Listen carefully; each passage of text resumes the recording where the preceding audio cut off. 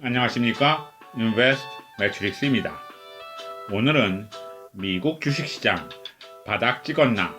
라는 주제로 얘기해 보도록 하겠습니다. 경험상으로 미국 주식시장 상승이 한국 주식시장 상승의 필요조건입니다.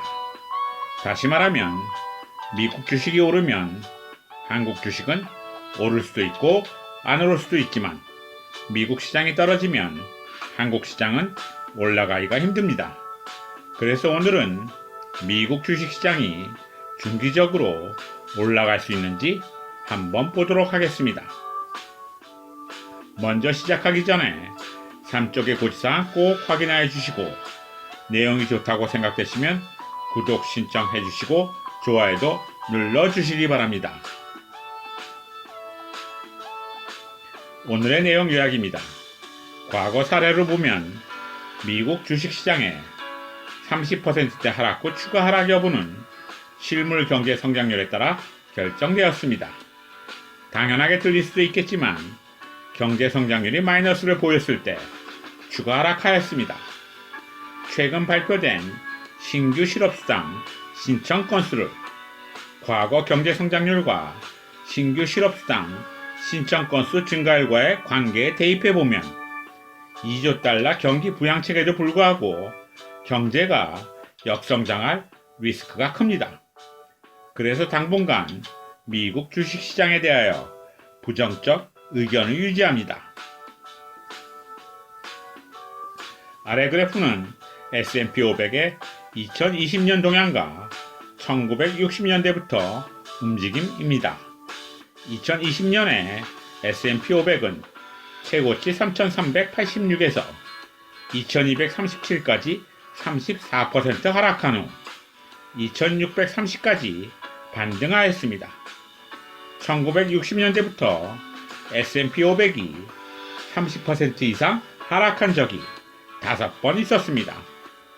68년 11월부터 70년 6월까지 33% 하락, 72년 12월부터 74년 9월까지 46% 하락, 87년 8월부터 87년 11월까지 30% 하락, 2000년 8월부터 2001년 9월까지 31% 하락, 2007년 10월부터 2009년 2월까지 53% 하락, 이렇게 5번 있었습니다.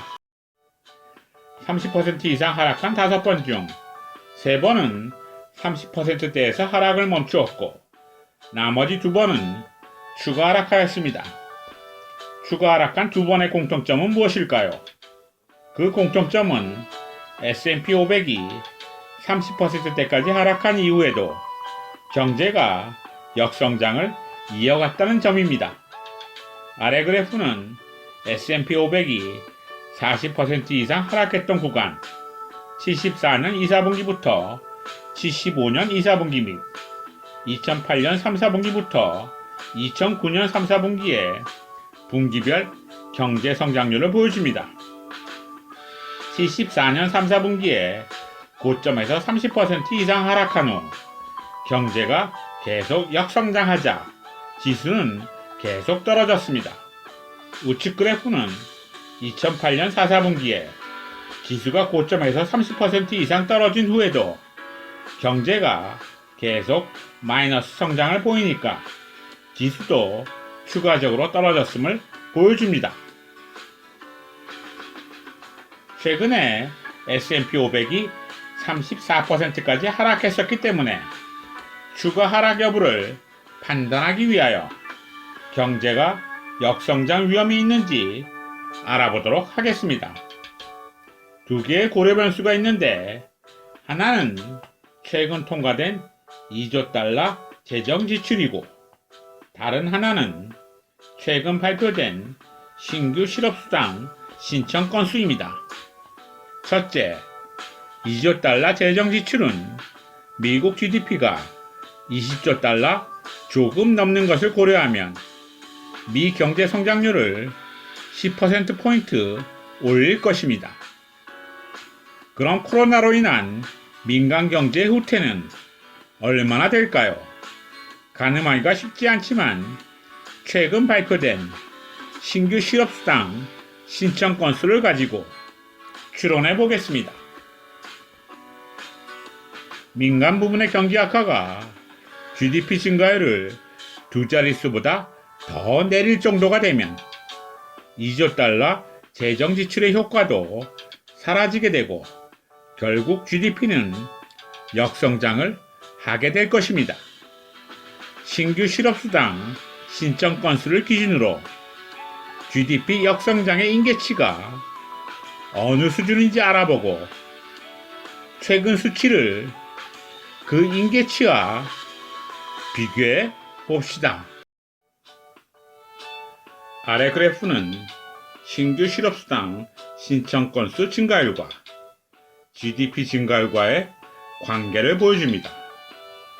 추세선을 그려보면 다음과 같습니다. 추세선대로라면 신규 실업수당 신청 건수가 2.5배 증가하면 경제성장률은 15%포인트 하락하고 추세선보다 낙관적인 경우를 가정하면 신규 실업수당 신청 건수가 3배 증가하면 경제성장률은 16%포인트 하락합니다.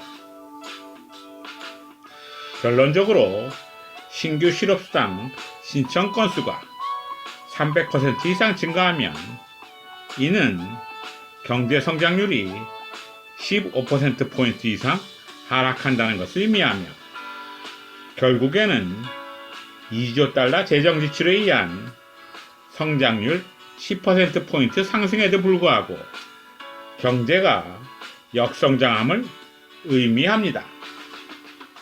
그런데 불행히도 지난주 발표된 신규 실업수당 신청 건수는 무려 10배가 증가하여 경제 역성장이 현실로 나타날 수 있음을 보여주었습니다.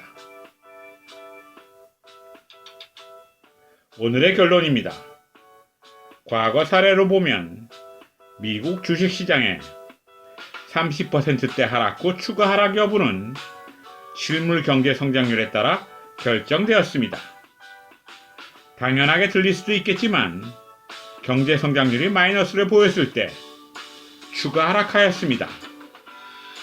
최근 발표된 신규 실업수당 신청 건수를 과거 경제 성장률과 신규 실업수당 신청 건수 증가율과의 관계에 대입해보면 2조 달러 경기 부양책에도 불구하고 경제가 역성장할 리스크가 큽니다. 그래서 당분간 미국 주식시장에 대하여 부정적인 의견을 유지합니다. 이상으로 오늘의 설명을 마치도록 하겠습니다.